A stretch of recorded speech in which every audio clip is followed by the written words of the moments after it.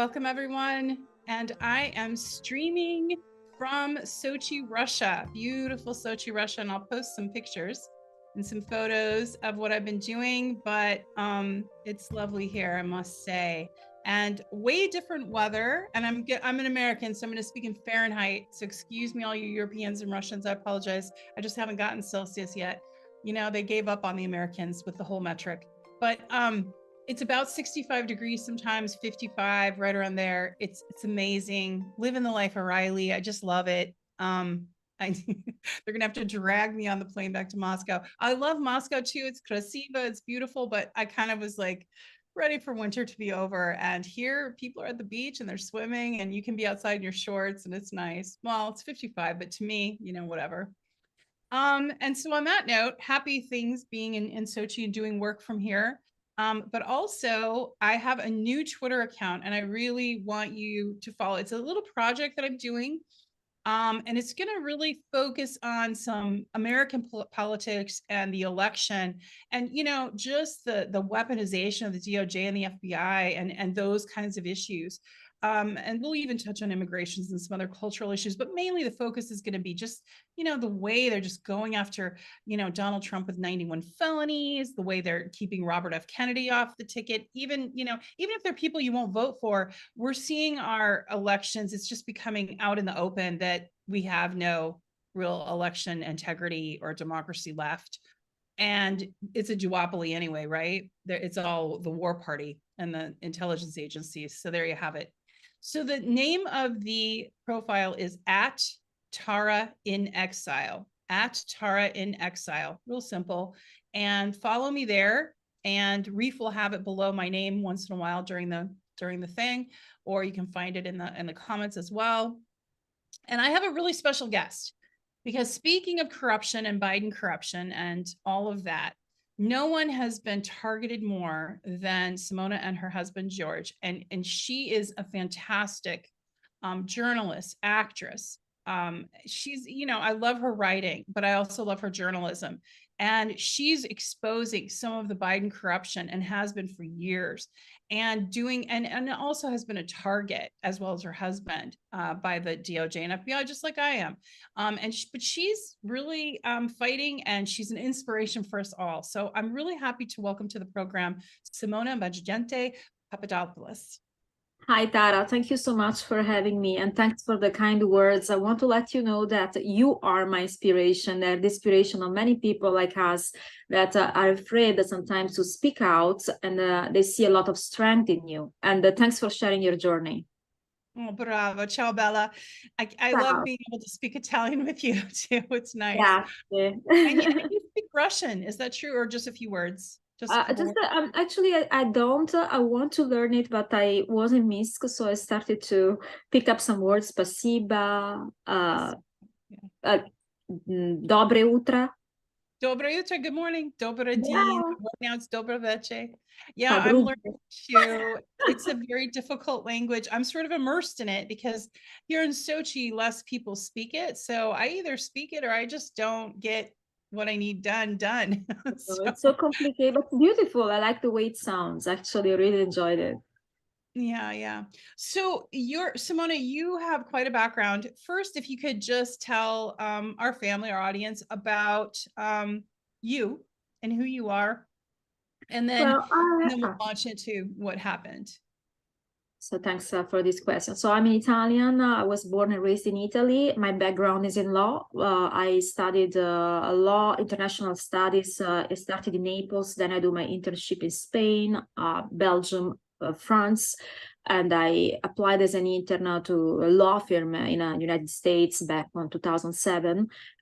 This law firm is Meyer & Brown, and I specialized in intergovernmental affairs. So my entire background is in international diplomatic relations and government affairs, which put me on the red flag of the FBI as soon as I stepped my feet in George's life while he was working for the Trump campaign. I mean, actually, after he was working for the Trump campaign.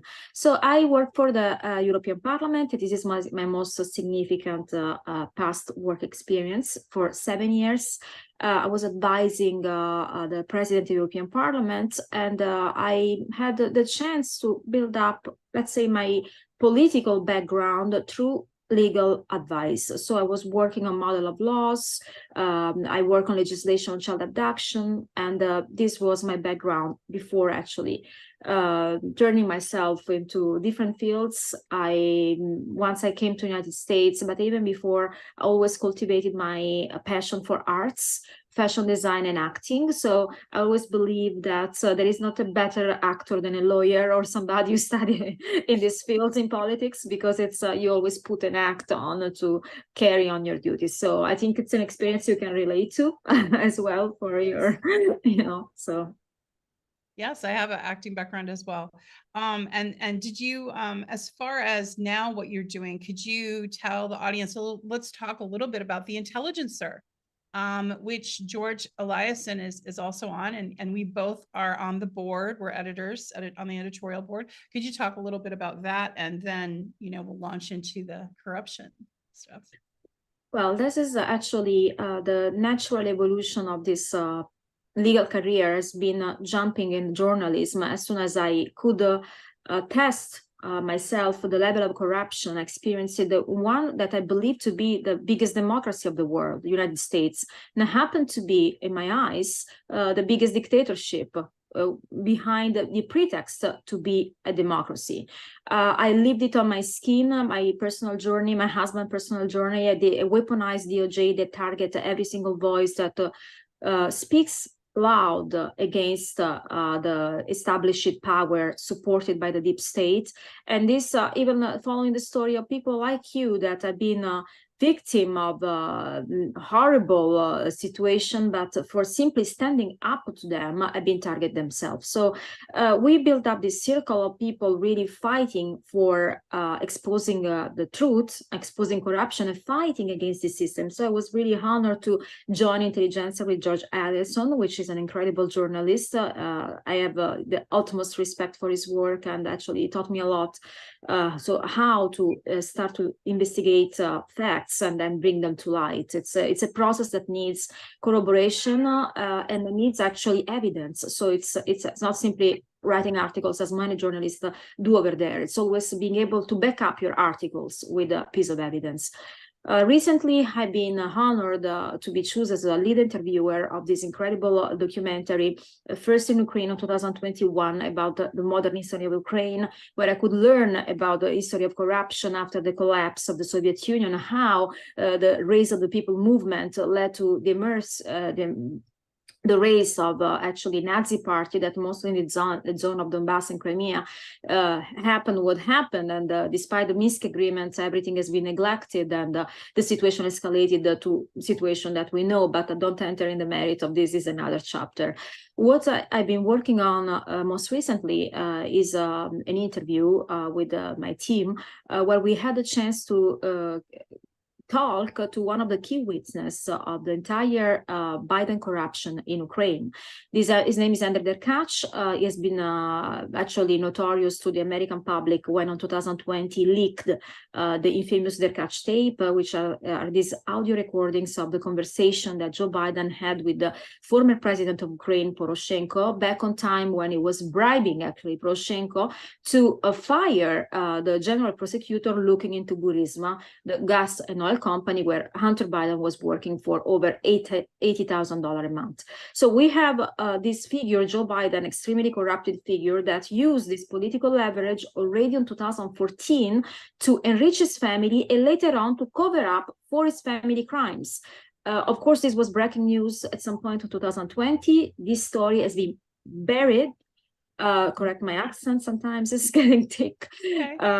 Has been buried, but we catch him for an interview 2 years later when he disappeared from the public, and after he has been sanctioned by United States and mischaracterized as a Kremlin agent by all the Western press, United States and Europe as well. So what was it like to sit with him and tell us a little bit about that interview? I think Reef somewhere, he can find it during the show, has the link to that.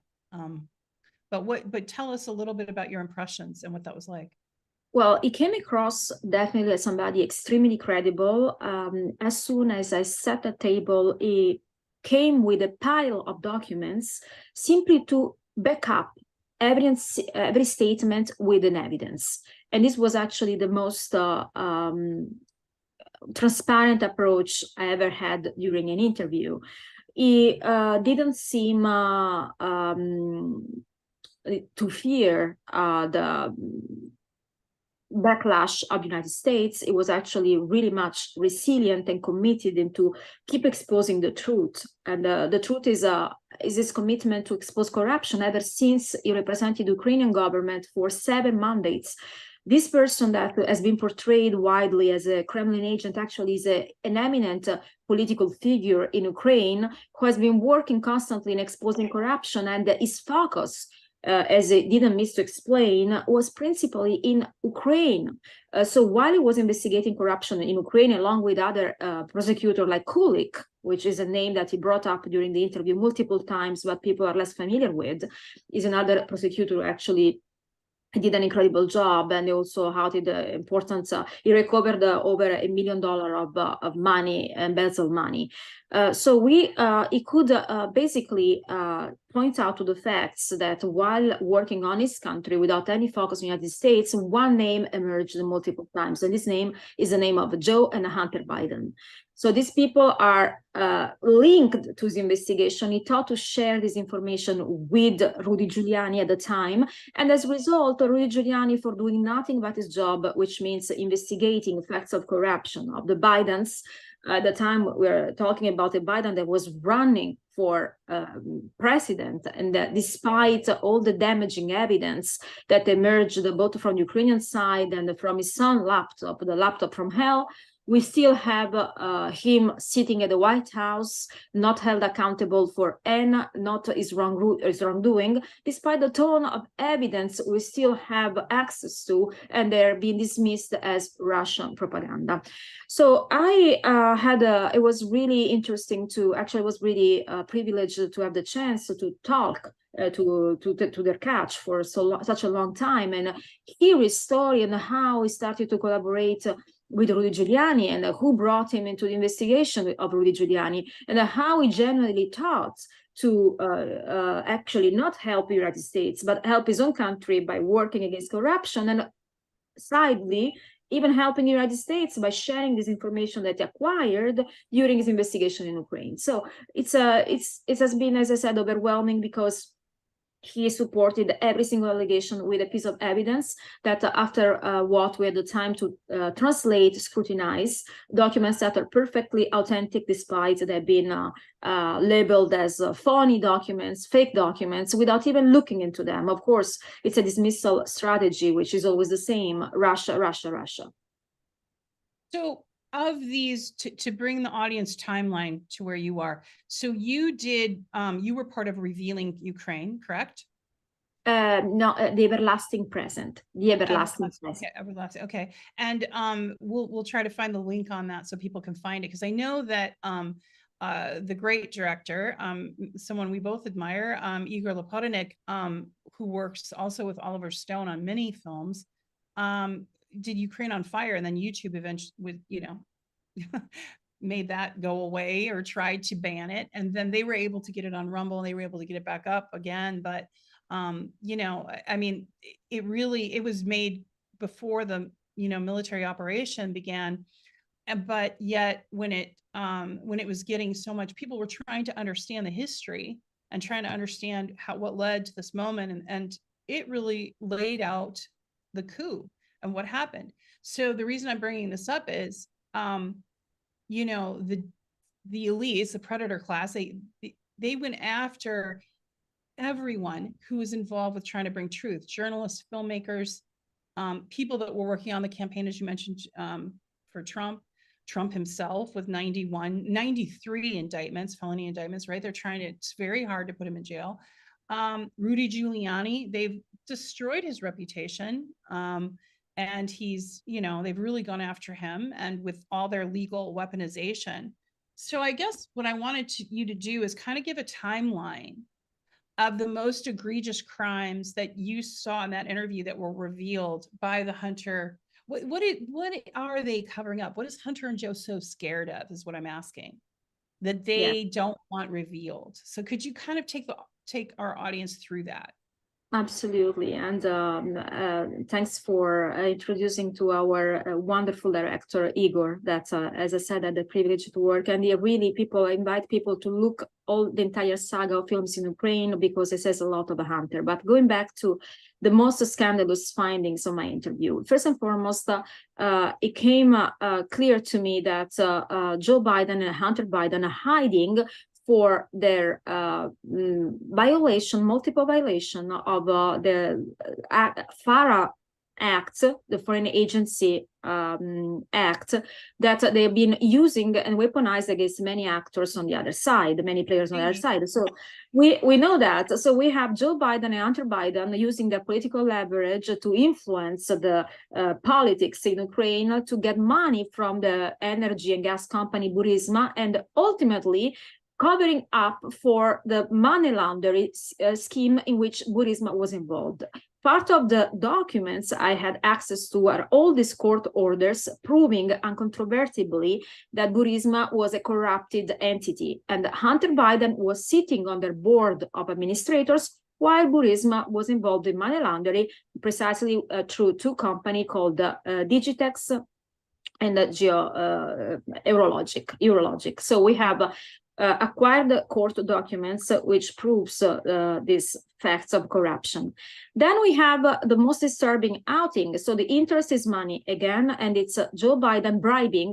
This is old news, even though it should stick still to our consciousness, that back in 2020, he used the American taxpayers' money, $2 billion, to bribe Poroshenko and have the general prosecutor of Ukraine fired simply because he was looking into Burisma. Now, the official justification the entire Western world gave to the interference of Joe Biden in Ukrainian affair at the time is that this Shokin was so corrupted that attracted the attention of the vice president at the time of the United States, who intervened, asking for his removal from his position.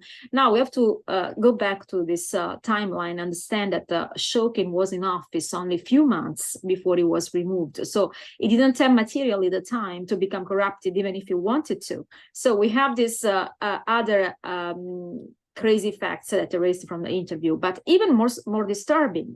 And this actually comes to the first question I ask my speaker, Derkach, is why are we meeting in Minsk? Why are not we meeting in Kiev like we did last time in 2021?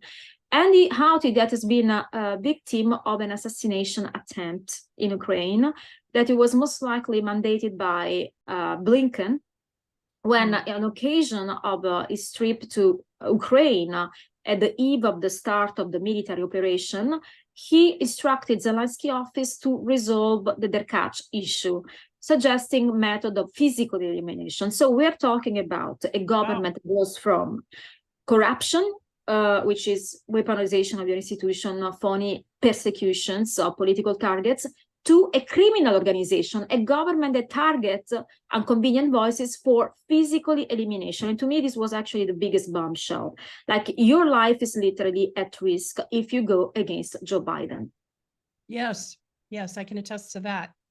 And, you know, the weaponization of the DOJ and FBI came in after Joe Biden was able to get back into office after being vice president. He used it while he was getting that attorney fired, right, when he was VP. And then he used the DOJ and FBI and, you know, CIA intelligence, NSA, again, right, as president, to hide the money laundering, but also his influence peddling, and also the enrichment of his family. And but it doesn't stop there, does it? You have some other politicians around Biden. Could you name a couple of those? And John Kerry comes to mind. Children all seem to have much to do with Burisma and have so much expertise in gas and oil, Simona, right? Yes, you know, it was funny, like even Elon Musk yesterday posted a tweet on X saying Hunter Biden had no expertise whatsoever, still was placed in this position for what? And that was pretty interesting to see that everybody knows actually this guy was completely unqualified, yet he was receiving all this money. But we have also involvement of the entire Biden family. Let's think about James Biden, who was reported to go for a deposition to the House Intelligence Committee only a few days ago, and on the 28th, Hunter Biden will have to testify. So I believe there is still an investigation running, but it's not taking the proportion I expect. I believed actually that after this damaging information, Joe Biden would have been impeached, but I don't see the reaction expected from even from the conservative world, even from the Republican. They don't seem to be overwhelmingly involved in what is the biggest crime in American history. This man whose crimes dates of actually many years ago, whose behaviors being constantly shady, and who's started to cultivate this shady relationship with foreign countries, in particular Ukraine, already when he was vice president of Obama. So it's a story of corruption that dates far before even his seat in the White House, things that is absolutely crazy. But, you know, going back to my interview with Derkach, there are other sensational facts that emerged. One of those is the name of other people that have been involved into exposing Biden corruption, including Kulik and Shokin, again, the same general prosecutor that Joe Biden got fired in 2014. Here we go. He shared new audio recordings, completely authentic, in which that I posted on my X account underneath the interview, in which we hear Shokin talking to two American lawyers in Congress, Greenberg and Aburisk, and which basically he asks for help. He says that as a result of him exposing Joe Biden, he has been taken on stage now in Ukraine and he can't even fly the country. So we have another individual, Shokin, who Derkach claims being at risk of physical elimination as well. So there is an apparatus of people working against corruption that are targeted and keep being targeted besides the name we know. So there are even Kulik, another general prosecutor that was looking into corruption in Ukraine, is now victim of completely weaponized DOJ in Ukraine and persecution. This just to make just a conclusion that whoever speaks against Joe Biden, of course I should feel in this moment terrified even to say that, becomes a target of a weaponized DOJ or even of a criminal mafia government, that where we are at today in the United States of America. We are at risk of physical elimination. I mean, what you bring up about the mafia is very true. You know, there's a clip, Reef, I don't know if it's handy or easy to find, but there's a clip of Joe Biden where he thinks his mic's off and he says, you know, nobody fucks with Biden. He says it right on camera. And that's mafia talk. It is. And making threats. And it's shameless. And there are many other videos in which in a press conference he brags about getting Shokin fired. But as I said, on top of this information that already acquired in the public knowledge for the last 4 years, there are new facts of corruption that emerged that proves the on the side the corruption of Burisma, and on the other side Hunter involvement in Burisma at the time in which Burisma was involved in this operation, and Joe Biden intervention to cover up for these crimes. What else do we need to impeach Joe Biden? What else do we need to hold these people accountable? Unfortunately, there is an entire apparatus, and as you mentioned before, is not the only politician involved into that. I made a name, Blinken, which has been, it came up many times during the interview with Derkach, who has been accused, it has been actually accused of instructing Zelensky office to proceed to his elimination. So of course this is an allegation that I just report as a journalist, but I believe to be true because as I said, my speaker came across as absolutely accurate, informed, and pretty credible, because it was not talking, was corroborating everything he was saying by presenting evidence, and this is probably the best method to. Oh, here's the clip. Here, Reef, do you want to play that clip for us so people can hear it? Thank you, Reef. Thanks for everything. Thanks for coming down. We appreciate it. I picked the food. You read some, no one fucks with Biden. Yeah, goddamn right. and you can't argue with your brothers outside the house. That's exactly right. That's exactly right. All right. Good to see you. Thank you, guys. Saying that, right? That's the president of the United States saying something like that. Wow. Yeah, so that's the state that we're in, and that's not a democracy, is it, folks? No. So what I wanted to do too is talk a little bit about you know, we're doing a Twitter Spaces tomorrow. For me, it's early in the morning. For you, it's 6 a.m. for me, Moscow time. I don't know what it is Pacific time, but what is it Pacific time and East Coast so people can tune in on Spaces?